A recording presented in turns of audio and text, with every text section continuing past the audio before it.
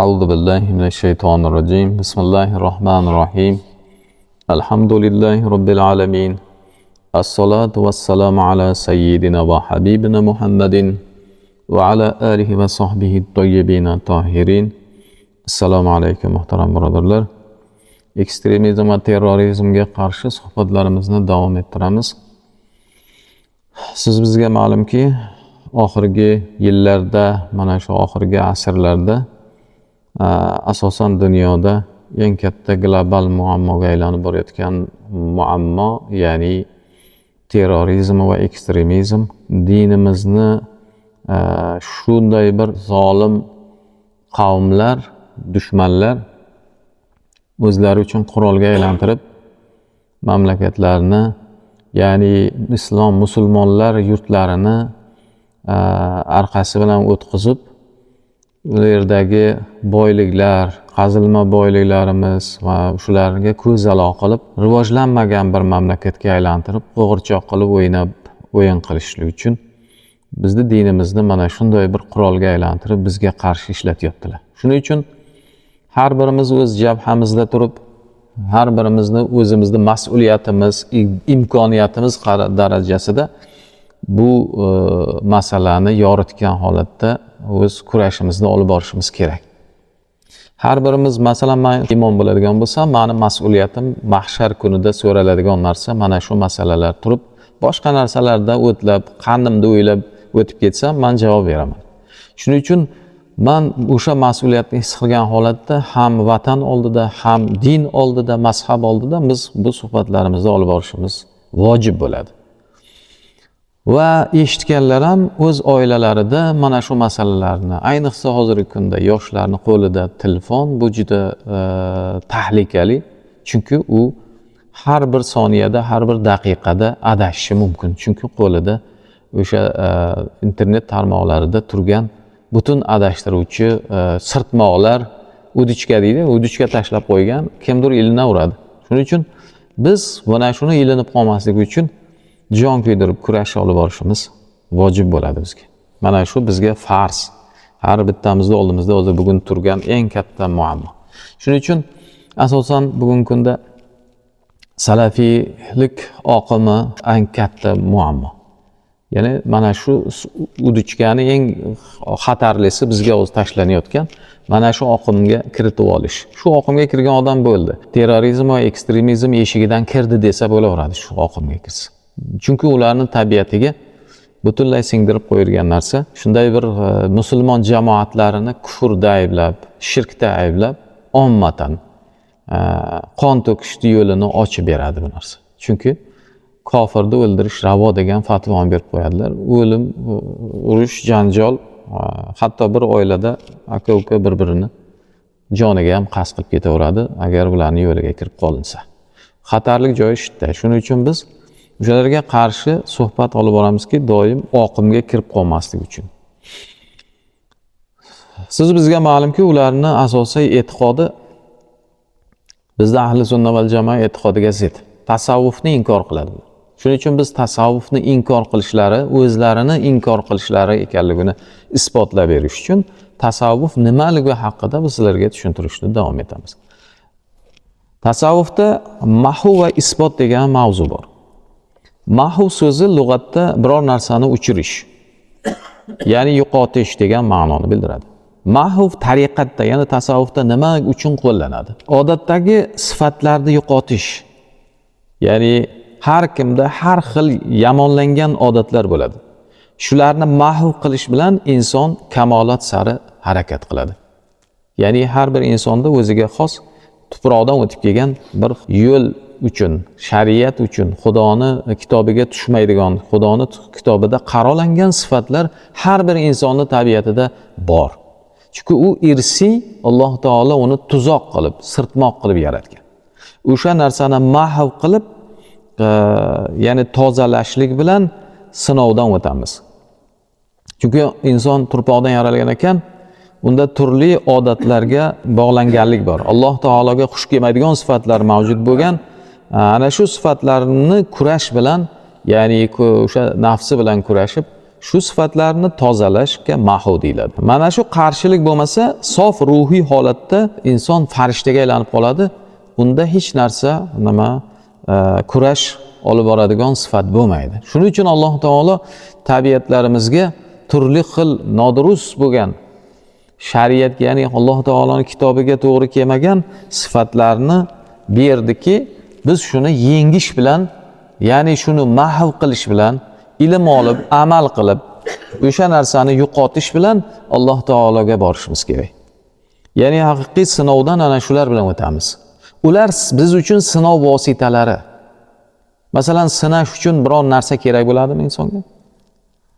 Boksyor bo'lsa, qo'liga perchatka kiygizib, sinovdan o'tkazadi, o'ziga o'xshagan bittasini qarshilik ko'rsatuvchini chiqarib qo'yadi. O'shani yengib o'tsa, unga g'oliblik beriladi. Xuddi shunga o'xshab insonning tabiatiga ham Alloh taolo nimalar bergan?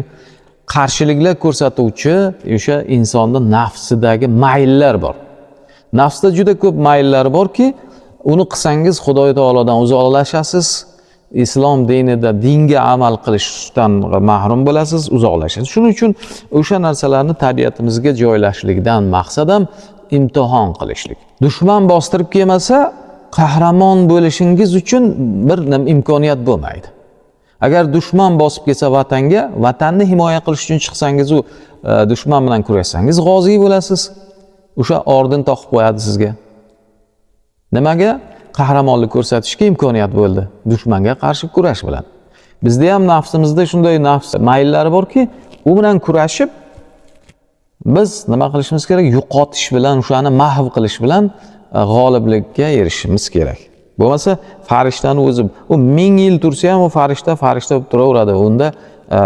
Unda nima nafsida nima yo'q? Gunohga mayl yo'q. Agar gunohga mayl bo'lganda farishtalar ham kamolotga erishardi. Soffat surasining 164-oyatida Alloh taolo shunday deydi: A'udhu billahi minash shaytonir-rojim. Bismillahir-rohmanir-rohim.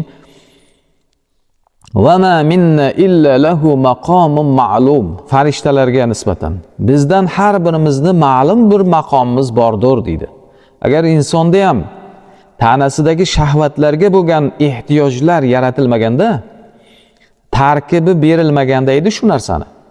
Shularni ichida kurashib, yengib kamolga yetishni taqdir qilmay, farishtalar kabi qarshiliksiz Allohga hech qanday osiy bo'lmasdan turib, shunaqa tabiatni yaratib qo'yganda edi, bu farishtalarni takrorli bo'lardi xolos. Har biri o'z maqomida muqim qolardi unda inson. Inson qarshilikni yengish bilan yuqoriga qarab yuksalishga qarab boradi. Gunoh va savob o'rtasida bardosh paydo bo'ladi. Ya'ni yuksaladi bardosh bilan. Hazrati Umar radhiyallohu anhudan bir kishi kelib so'radiki, tabiatida gunohga rag'bati bo'ladi ba'zi bir kishilarni, ya'ni boshqalarni esa umuman tabiatida gunohga rag'bati bo'lmaydi. Mana shu ikkalasini gunohdan saqlanishida qaysi biri yaxshiroq desa, tabiatida gunohga rag'bati bo'lib turib saqlangan yaxshiroq. Rag'bati bo'lmay turib saqlangandan uni darajasi ulug' dedilar. Buni bir narsaga misol qilishimiz mumkin. Masalan, keksayganda, zinoga quvvat qolmagandan keyin hamma yoq to'xtab qolgan bir chol zinodan saqlangani qanday u? Yosh bo'lib turib, butun vujudida zinoga masalan shahvat kuchli, rag'bat kuchli bo'lib turib saqlanganni darajasi qaysi ulug' desa, o'sha yoshniki ulug', chunki u kurashyapti Xudo uchun. Mahv qilyapti, maylini kesyapti, yo'qotyapti. Shuning uchun Imom Rabboniy shunday degan ekanlar: nafs istagi va shaytonning vasvasasi bo'lmasa, inson yuksalmaydi. Shaytonni Xudo taolo nima uchun qo'yib berdi? Inson yuqoriga qarab yuksalishi uchun. Chunki shaytonning xalaqitini yengib o'tgani uchun unga qahramonlik beriladi. Darajasi o'sadi. Ana shu shayton va nafs mayllari yuqorida aytganimizdek insonni pastga qarab tortib turadigan narsa. O'shani yengib oqimga qarshi suzganga o'xshaydi. Suv oqib kelayotgan tarafga qarshi suzishda o'ziga yarasha mashaqqati bor. O'sha sinov mana shunda. O pastga qarab oqsa, u o'zi ham oqib ketaveradi odam. Shuning uchun insonni farishtadan oliy bo'lgan jihati ham mana shunda. Shuning uchun Imom Rabboniy aytadilarki, o'sha bilan kurashish hisobiga inson nima yuksaladi, farishtadan oliy bo'ladi. Shuning uchun Alloh taolo farishtalarni odamga sajda qilishga buyurdi. Bizga ma'lumki, Alloh taolo insonni, Odam alayhisalomni yaratganda farishtalarga sajda qilishga buyurdi. Bu ibodat sajdasi emas, u ulug'lash. Ulug'lash. Xudoy taoloni ishini ulug'lash, insonni ulug'lash emas. İnsonni sifatini, Alloh taolo bergan sifatlarni ulug'lash uchun. Aytadilarki, Alloh taolo tanani yaratib bo'lgandan keyin sajda qil demadi. Ruh kiritgandan keyin sajda qilingan. Tanani quruq loyda o'ziga sajda qildirmadi. Ruhni kiritib keyin sajda qildi. Bu sajda odam jismiga emas, Alloh taoloning qudrati va azamatiga sajda. Chunki ruh bilan nafsni birlashtirib, bir qudrati bilan bir ish ko'rsatdi. Shu uchun sajda u. O'sha nafs va yoniga biriktirilgan shaytonni yenggan insonga sajda u. Uni ulug'lash u. U gunohkorlarga emas u. Ana shunday ulug'larni ta'zim qildi farishtalar. Chunki farishtalarga bir xil tabiat berilgan, ularda gunohga mayl yo'q, sinov yo'q, qarshilik yo'q. Ular itoat qilaveradi. Gunohni yaratgani uchun, nafsda shunaqa gunohga mayllar yaratgani uchun shuni yengganlarga shon sharaflar bo'lsin degan sajda bu. Masalan, bir kishiga otasidan katta bir meros qolgan. Katta puli bor. Bu meros qolgan. Ma'lum bir kishi o'zi qashshoqlikdan tirishib harakat qilib millioner bo'ldi. Birov otasidan qolgan millionni olib millioner bo'ldi. Endi harakat qilganda darajasi ulug' bo'ladimi yoki tayyorda olgandimi? Albatta, harakat qilib millioner bo'lgan odamga sharafliroq bo'ladi. Ana shunga qarsaklar shunga bo'ladi. Masalan, insonlardagi ulug'lash shunga bo'ladi. Bu tayyorginani olib millioner bo'lish u hammaga bo'lsa bo'laveradigan narsa. Masalan, insonning tabiatidagi narsalar asosan gendan o'tib keladigan va shu bilan ko'nikmalar mavjud insonning vujudida. Genidan, ota-onalaridan, tog'olaridan, bobolaridan xuddi xulqlar o'tib keladi. Shu xulqlar Xudoy taolo yaratgan o'shani. Nima uchun? Masalan, shunga amal qilib Qur'onni eshitsin, o'qisin, shu xulqlar yomonligini bilib, Xudoga xush kelmasligini bilib, mahv qilsin, yo'q qilsin, uchirsin. Mana tariqat qanday tarbiyalaydi inson. O'sha xulqlarni mahv qilmaguncha daraja yuksalmaydi. Ya'ni savob berilmaydi. Savob ana shu qarshilikni yengishga hisobiga beriladi. Ajr mukofot shunga beriladi. Masalan, onadan tug'ilganda qaysidir muhitda yashaydi-da o'sha. Agar dadasi so'kinchoq bo'lsa, yosh bola ko'rib muhitda so'kinadigan, tilida allaqachon nima paydo bo'ladi? Fahsh so'zlar paydo bo'ladi. Mana otasi so'kinchoq odamlarni balalarga qarang ko'chada so'kinib yuradi. Oila muhitidan oldi o'sha xulqni. Endi allaqachon unda bir mahv qilishi bo'lga kurashib, Qur'onni eshitganda, Xudoy taoloning yo'lini, hadisni eshitganda endi Xudoga xush kelmasligini bilib, shuni ketkizish, tabiatiga singib qolgan xulqni yo'qotish, mahv qilish nimasi majburiyati bor oldida. Endi shuni mahv qilsa, unga nima bo'ladi? Darajasi yuksaladi. Bo'lmasa, qila olmasa, darajasi past holatda qoladi. Beamal bo'lib qoladi. Eng avvalo moddiy olam shakllanadi insonda. Tug'ilgan zahoti moddiy olam. Masalan, tug'ilgan zahoti chaqaloq yig'laydi, istagi nima? Emaman deydi. Sut deydi, ovqat deydi. Moddiy olam shakllandimi? Hech qachon tug'ilgan zahoti tasbih aytaman, zikr qilaman deb yig'lamaydi yoki bundaqa nima istagam yo'q unda. Birinchi moddiy olam, moddiy olamda moddiy ehtiyojlar paydo bo'ladi. Natijada unda nima nafs tanaga moyil bo'lib shakllanishni boshlaydi. Ruh bilan tana bir-biriga mutanosib narsa aslida. Gap faqat ikkisini mezonini tutib turishda xolos. Tana ehtiyoji beriladi va ruhni ham ehtiyoji o'z o'rnida beriladi. Nafs masalan ikkisidan ham nasiblanaveradi. Qaysi tomondan manfaat kelsa o'sha tomonga talpinaveradi. Tanadagi o'sha nafs ehtiyoji yeyish, ichishdan lazzatmi, undan ham foydalanaveradi. Zikrdan rohat olyaptimi, ibodatdan bundan ham lazzatlanaveradi. Farqi yo'q. Ruhiy holatda. Shuning uchun qaysi tarafdan manfaat kelsa o'sha tomonga o'tib ketaveradigan narsa bu. Inson ulg'ayib ulgurgan qadar jismoniy oziqa va jismoniy ehtiyojlarini bajarish bilan band bo'lib boraveradi inson. Yeydi, ichadi, kiyadi, uylanadi. Mana shu ehtiyojlar. Natijada ba'zi qondan o'tgandan tashqari ba'zi yomon odatlarga o'sha mayli kuchadan nafsga ko'p narsani berishini hisobiga ba'zi bir nafsni qirralari, ya'ni badxulqlar paydo bo'lishni boshlaydi. Ichadi, chekadi masalan. Sekin-sekin yangi nafsni ehtiyojlari paydo bo'ladi. Endi bularni nima qilish kerak? Mana masalan nost ichishga o'rganib qolganlar masalan. Qanday qilish kerak? Ko'rdiki, shariatda shu narsalar sevilmagan. Xudoy taolo yoqtirmaydimi? Bildi, eshitdi. Endi nima qilish kerak shuni? Mahv qilish kerak. Ana shuni hisobiga yuksaladi inson. O'zgarmasa, bir xil turib bersa, u qanday, u hech qanday kurash bo'lmadi u yerda. O'sha turishda turdi.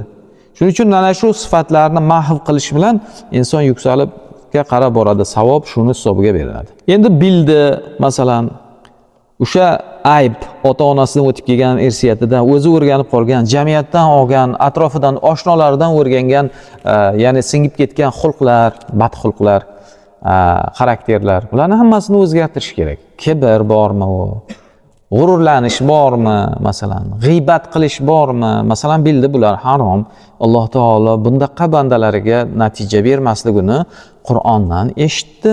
Kalomidan bildi, ma'lum bo'ldi. Endi nima qilish kerak uni? Endi uni oldidagi vojib bo'lgan narsa o'sha amal qilish kerak, o'sha eshitgan narsasiga o'sha sifatni mahv qilish kerak. Qirqish kerak, yo'q qilish kerak.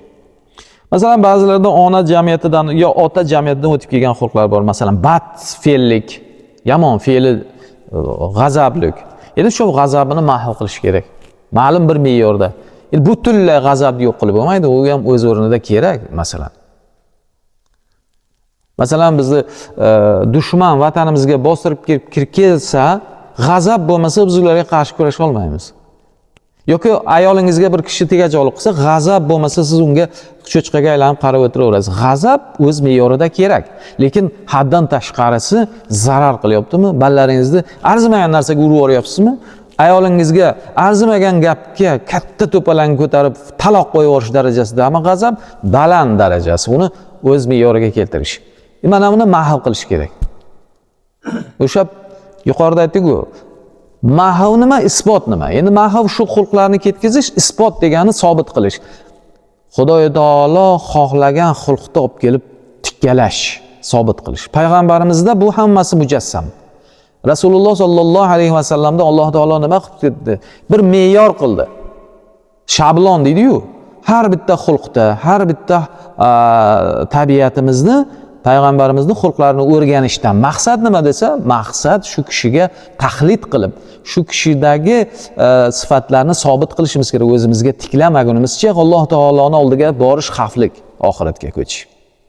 Alloh taolo bekorga bu narsalarni me'yor bilan qo'yib bermadi. Yumalab yassi qilib namoz yumalab o'qib tursang bo'ldi, xulqing saqlanadi, boshqa Xudo kechirimchi. Bu daraja juda yengil narsa emas. Ehtiyot bo'lish kerak. Amal qilmagunimizcha, o'zimizdagi bad xulqlarni mahv qilib, payg'ambarimizning xulqlarini sobit qilmagunimizcha baribir natija bo'lmaydi. Ehtiyot bo'lish kerak. Shuncha olam behuda aylanayotgan yo'q, bu sinov, imtihon ketyapti bu yerda. Imtihon shu yengil-yelpi bo'lib qolaveradigan narsa emas, uni juda yengil tushuntirib tashlash ham to'g'ri emas u. Boshqa birida qo'rqoqlik bor. Yengil hayot kechirib o'ta qo'rqoq bo'lib qolish bor. Ana shu qo'rqoqlikni ketkizish, mahv qilish kerak. Jasoratlanish kerak. Endi isbot, buni yuqorida aytdik. Bu ibodat ahkomlarini o'zida barpo qilish. Ibodatda itoat qanday ahkomlar bor? Shularni o'zida barpo qilish, bu isbot deyiladi, sobit deyiladi. Masalan, tabiati shoshqaloq, namozni shoshilib o'qiydigan tabiatga ega. Shoshadi namozda. Nima qilish kerak? Sobit qilish kerakki, namozni shoshilmay joyiga, maromiga yetkazishi. Maqsad shuni qabul bo'lishimi yoki shunchaki ko'z bo'yamanmi? Plus o'zini oldidagi narsami yoki Xudoning oldidagi kerak bunga? O'zi ko'ni to'q bo'lib chiqadi, patar-patar qilib chiqsa ham yo'q o'qidim deydi, o'zi uchun bo'ldi. Lekin Xudo uchun shu qabul bo'ladimi yo'qmi? O'sha haqida o'ylash kerak. Bu qabul bo'lish kerak u. Unda unga pul to'lanish kerak unga. O'sha pul to'lanadigan darajada kачественный bo'ldimi o'sha tovari? Har bitta tovarga biz bosh qotiramiz. Masalan, o'sha pul bo'lish, pulga borish kerak, bozorda o'tish kerak u. Qayg'uramiz, nimadir yasab bozorga olib chiqadigan bo'lsak, albatta biz unga qayg'uramizki, bozorgir bo'lsin. Namozimiz bozorgir bo'lib, Alloh taoloning oldida maqbul bo'lishi uchun nima qilish kerak? Isbot qilishga, sobit qilishga o'shani turg'izib qo'yish kerak. Shuning uchun tariqatdagi fano bo'lish darajasi mana shular sobit bo'lganda fano bo'ladi. Fano degani bu barcha yomon sifatlardan poklanish, mahv qilish va yaxshi sifatlarni sobit qilish, payg'ambarimizdagi Alloh taolo xush ko'rgan, Alloh taologa ma'qul sifatlarni Alloh taolo payg'ambarimizda mujassam qilib, "Vot" deb shundoq qo'ydi-yu, mana shunga kelyapti. Mana shu xulq bilan ma'no olimga kelyapti. Mana shu xulqlar bilan xulqlanib kelsang najot topasan degani u. Qur'on va hadisni umumiy qilib aytadigan bo'lsak, mana shu tanlov bilan kelishimiz chaqirilgan biz. Saodatga chaqirilish ana shunda. Ulamolar kimki yomon sifatlarni mahv qilib o'rniga yaxshi sifatlarni keltirgan bo'lsa, o'sha kishi mahv va isbotga erishgan bo'ladi dedilar. Abu Ali Daqqoq shunday degan ekanlar. Mashoyixlardan biri bir kishidan nimani mahv qilasan u nimani isbot qilasan deb so'raganda javob bera olmagan ekan. Bilmasam degan ekan. Shunda u kishi shunday deb javob bergan ekanlar. Bilmaysanmi, vaqtni o'zi mahv va isbot. Vaqt. Kimda mahv va isbot bo'lmasa, bu bekorchi hisoblanadi. Vaqtni o'zi. Bu degani har bir vaqtda o'sha vaqt uchun zarur bo'lgan, afzal bo'lgan amalga urinish. Masalan, har bir vaqtdan unumli foydalanib oxiratga tayyorgarlik ko'rish. Har bir vaqtdan. Mana shuni o'zi mahv va isbot. Chunki vaqtni zoyi qilsa, o'z-o'zidan hamma narsa zoyi bo'ladi. Har bir vaqtda o'sha vaqt uchun eng afzal amalni qilish bu tasavvuf ahlining tushunchasi, g'oyasi hisoblanadi. Tasavvufda Sufi ibnul vaqt, vaqtni farzandi deydi. Bu nima degani desa, vaqtdan unumli foydalanadi. Chunki vaqt bu juda qimmatbaho sarmoya bu. Bu sizga vaqtincha berilgan bir muddatki bu o'tib boryapti, tugayapti. Biz undan nima foydalanishimiz kerak? Xudoga yoqadigan amallar bilan foydalanib qolishimiz kerak. Shu inson bo'shligidan farzandlarimiz ham nima uchun buziladi desa, bo'sh vaqti ko'pligidan. Shuning uchun ularni nima qiladi? Xayrli ishlar bilan yoki masalan dunyo har bir ish bilan uni mashg'ul qilib qo'yamiz. Maqsad o'sha buzilmasligi uchun. Mana shu hozir mana vaqt. Mana shu hozir biz vaqt bor. Turib chiqib ketib, borib nos chekib, tomorqada aylanib, masalan, ko'chatlarni tomosha qilib yurish ham mumkin hozir mana shunda. Yoki chiqib boshqa bozorlarga borib tomosha qilib, sal oldinroq bozorga borib, hammadan oldinroq kirish, tomosha qilish ham imkoniyat bor hozir mana shu yerda. Lekin mana shu yerda biz nima qilyapmiz? Hammasidan afzal bir amal qo'zg'aldi, biz uni ustida qoldik va bundan foydalanyapmiz. Mana shu biz uchun vaqtdan unumli foydalanish hisoblanadi. Kimdir chiqib ketdi, u nima bilan mashg'ul? Boshqa dunyo ishlar bilan mashg'ul. Shuning uchun eng afzalini har bir vaqtda eng afzal amal bilan mashg'ul bo'lish albatta mahv va isbotni sobit qiladi. Demak, har bir vaqtda afzal ishni qilishga kirishgan kishi gunoh qilmaydi. Afzal ishga kirgan odam gunoh qilmaydi. Behudalikdan gunoh hammasi behuda vaqt sarflashdan hosil bo'ladi. Aslida vaqt tasavvur qilib bo'lmas darajadagi qimmatbaho narsa bu. Inson uni dunyo topish uchun sarflaganda ham u xayf bo'ladi aslida. Lekin dunyoni oxirat uchun topsa, isrof bo'lmaydi. Niyat, innamal amalu binniyat. Niyat to'g'ri bo'lsa, dunyo topishdan maqsad, masalan, uy qilishdan maqsad, kiyinishdan maqsad, xotirjam bo'lib toat ibodat qilish bo'lsa, uning ichida Alloh taologa itoat qilish bo'lsa, o'shanda o'sha topayotgan dunyoga mashg'ul bo'lganiga ham savob oladi. Mana vaqtdan foydalanish mumkin. Maishat qilib, maza qilib yashash uchun, guldiratib, to'y qilib, serobchilik qilib odamlarga bir maqtanib qo'yish uchun agar pul topayotgan bo'lsa, uni topayotgan puli ana o'sha niyatiga qarab gunohkor bo'laveradi.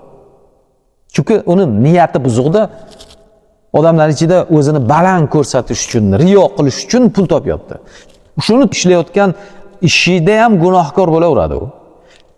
Endi pul topishdan maqsadi bola chaqasini tinchlantirib qo'yib, o'qitish, odam qilish, Xudoga yoqadigan, jamiyatga xizmat qilayotgan bir farzand o'ndirish uchun mehnat qilayotgan bo'lsa, savob oladi. Shu ishlayotgan ishi oddiy ishi, quduq kovlayotgan bo'lsa ham, hojatxona kovlayotgan bo'lsa ham birovga pulga Savob olaveradi, savob yozilaveradi. Mana vaqtdan oxirat uchun ham har bitta ishdan oxirat uchun foydalanish mumkin. Shuning uchun aytganki, vaqtdan unumli foydalanish mana shunda. Bahodir Naqshbandiy pirimiz aytadilarki, dasbakor dilbayor. Qalbda Alloh taoloning zikri, dilbayor degani o'shanga yetish uchun hamma amal. Dunyoviy ishda ham o'shanga yetish uchun. Chunki farzandni yaxshi tarbiyalasa, Xudo taolo rozi bo'ladi. Farzandni yaxshi kiygizib birovga muhtoj qilmasa, Xudo taolo rozi bo'ladi. Shuning uchun biz pul topyapmizmi farzand boqish uchun? Agar shu to'g'ri niyatda topib kelib yegizsak, farzandlarimiz bizga mehribon, o'ta muhabbatli, ehtiromli bo'lib katta bo'ladi. Lekin biz uni mana narsa niyatlardan olib tashlab, eng zo'r bo'lsin.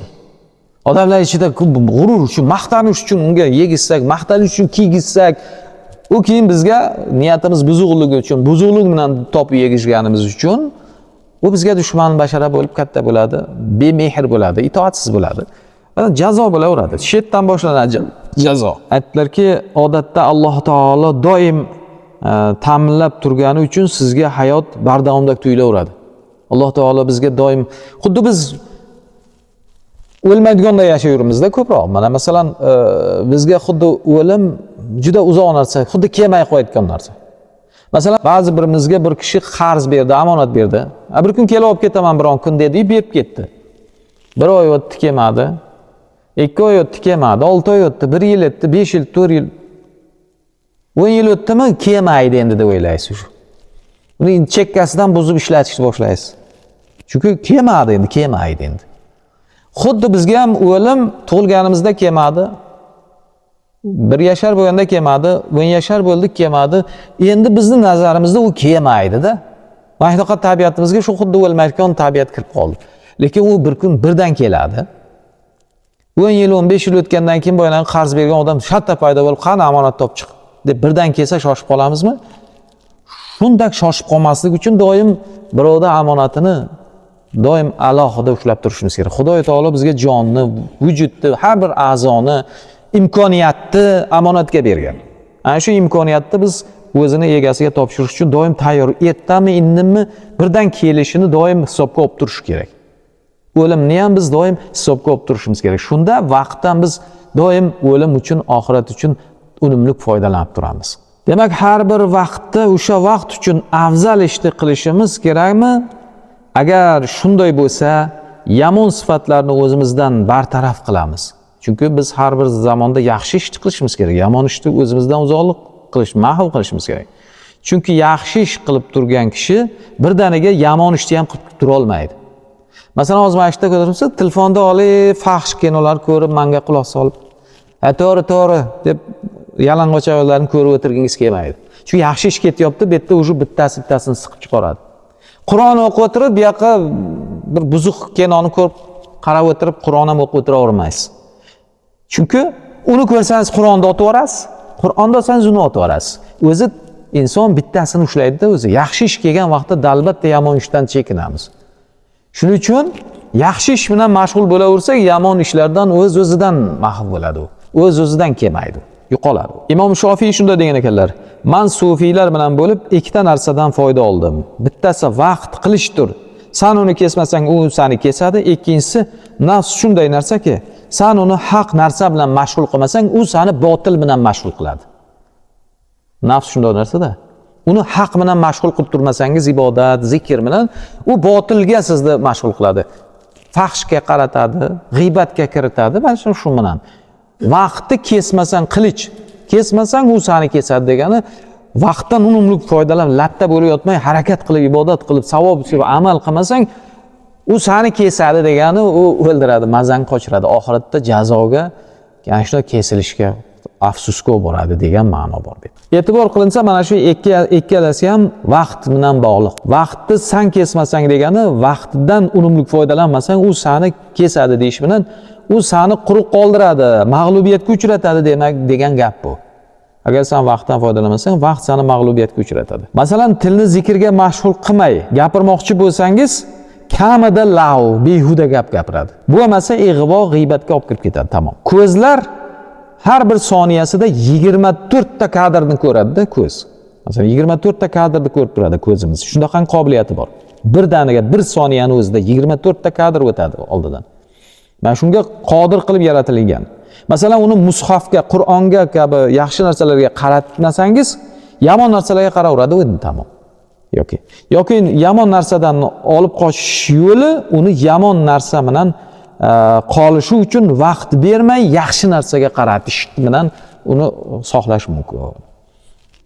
Ba'zi ulamolardan gunohdan saqlanish usullaridan so'raganlarda ular kundalik vaqtni taqsimlab tashlash, o'zini band qilib tashlashga maslahat berganlar. Gunohdan qanday saqlanamiz desa, kundalik vaqtingni bo'lib tashla. Vaqt qolmasin. Berma vaqt, bu nafsing uchun bo'sh vaqt qolmasin. Toat ibodat, dunyo ishlari, masalan, mehnat hammasiga bo'lib tashlaganki, zikrlarni ham bo'lib qo'y. Men bu oyatni mencha o'qiyman, bu ismni mencha o'qiyman, vaqt bo'ldimi, endi u bugun shu narsa qolib ketmasligi uchun ichi siqiladi. Endi o'shani ming marta aytib qo'yish kerak zikrda yoki masalan boshqa amalni. Vaqtni siqib tashlash kerak, vaqt qolmasin, bo'sh vaqt qolmasin. Bo'sh vaqtdan buzilasan. Bo'sh vaqtdan kelib chiqadi lag'va, behuda gap, ig'vo, odam insonda bo'sh vaqtdan ki paydo bo'ladi. Shuning uchun aytdilarki, bo'sh vaqtdan qolmasin. Shunda gunoh qilishga fursat qolmaydi. Gunoh, ma'siyatga fursat qolmaydi. Mana shunday taqsimot qilinganki, sport bilan ham mashg'ul bo'lishingiz mumkin. Masalan, sport ham oshiqcha behuda ish aslida, oxirat uchun hech qanday foydasi yo'q, lekin oxirat uchun foydali ishga olib borishini o'ylasangiz, ibodatlarda mustahkam bo'lasiz, irodangiz mustahkam bo'ladi, sabrli bo'lasiz gunohga, saqlanishga. Shuni saqlab berishi uchun sportga kirishsangiz, sport ham ibodatga aylanadi. Chunki niyatingiz shu bilan irodani mustahkamlash, gunohga nisbatan.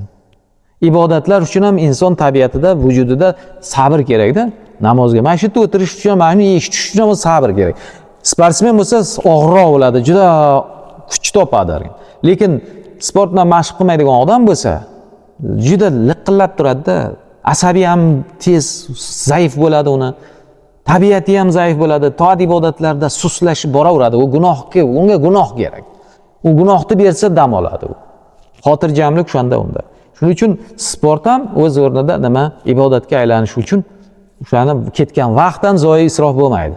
Qachonki niyat to'g'ri bo'lsa, ibodatga mustahkam bo'laman deb kirishsa yaxshi. Shuning uchun Imom Shofiy sufiylardan olgan narsasi shu haq bilan band bo'lmasang, nafs botil bilan seni band qilib qo'yadi baribir. Albatta botilga tortadi.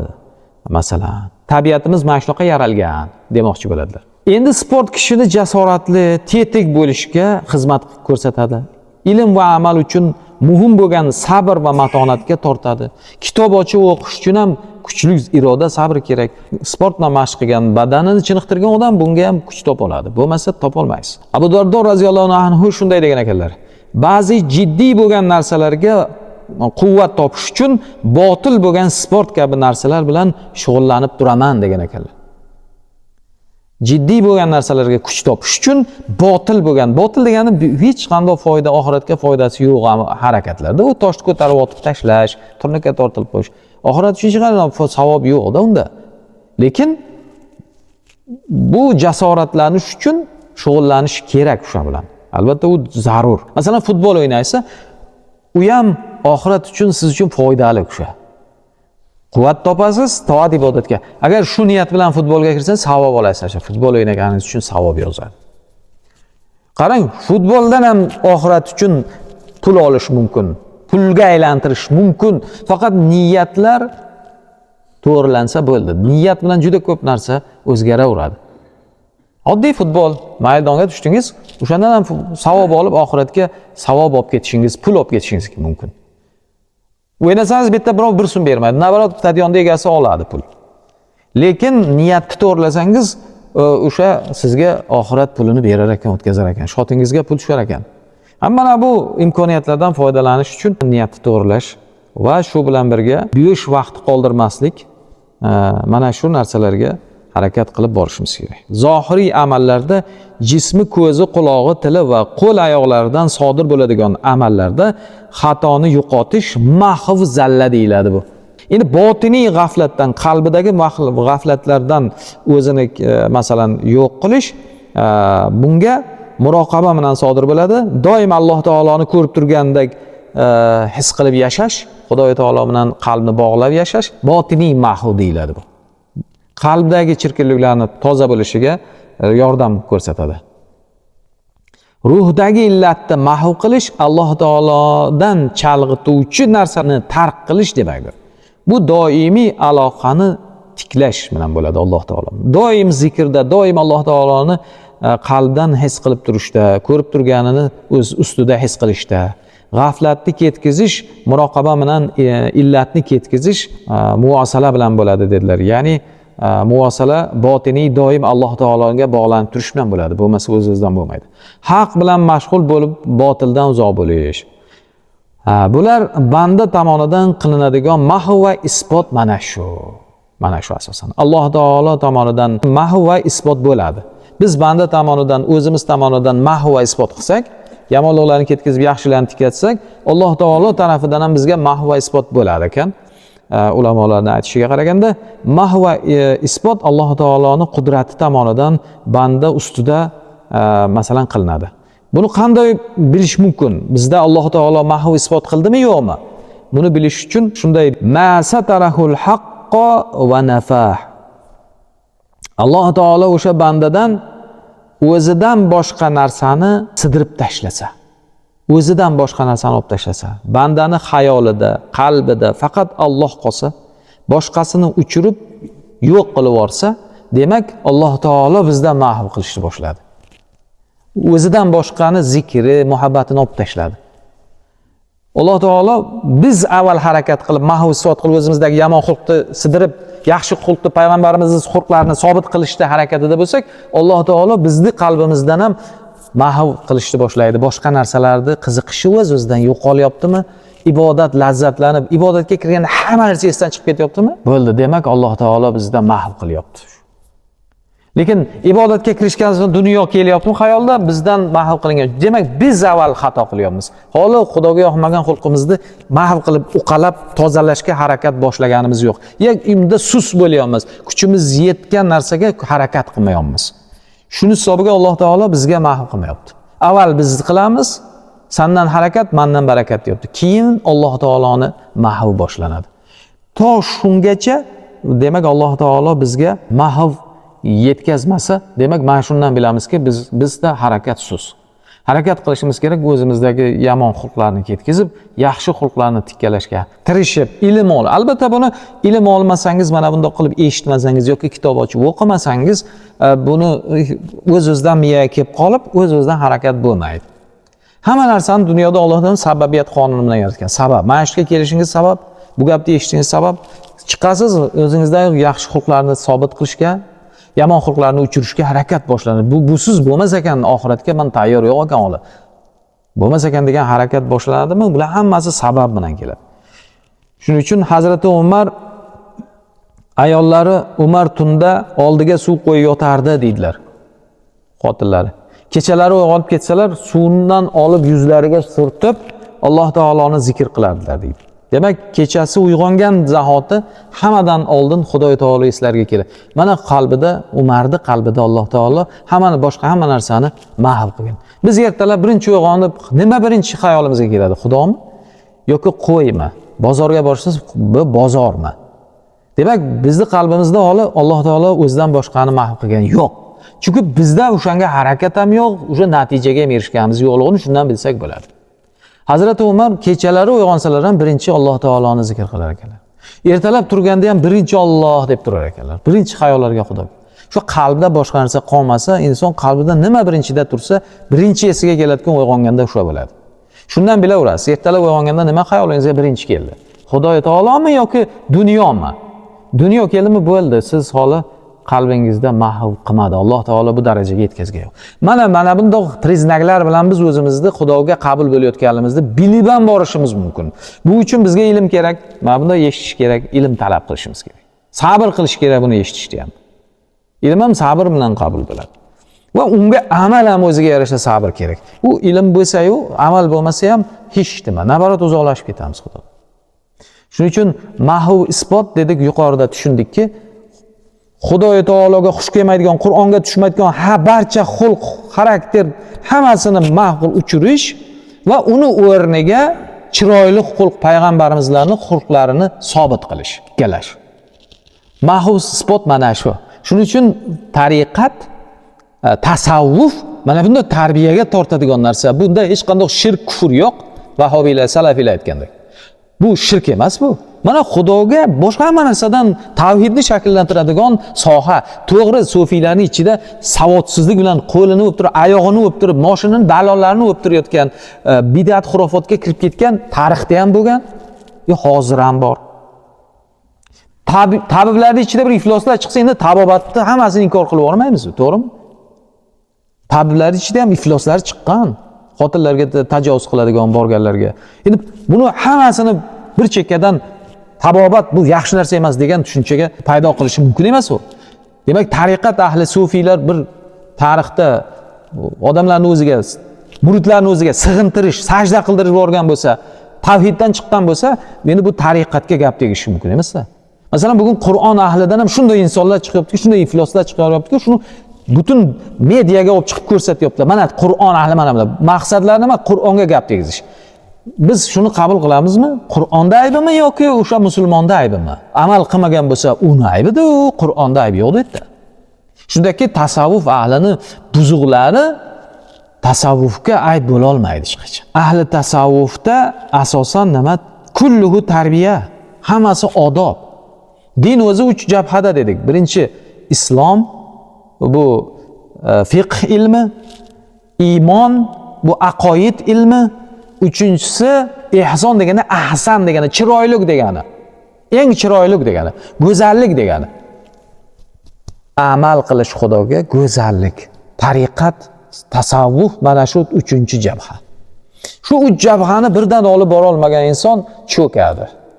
Xuddi bitta qanot, ikkita qanot berilgan uchishga, bittasi bo'lmasa tushib ketganda, mana shu uchala qanot bilan uchmasak, oxiratda qabrda tushib ketamiz. Oxiratda tushib ketamiz.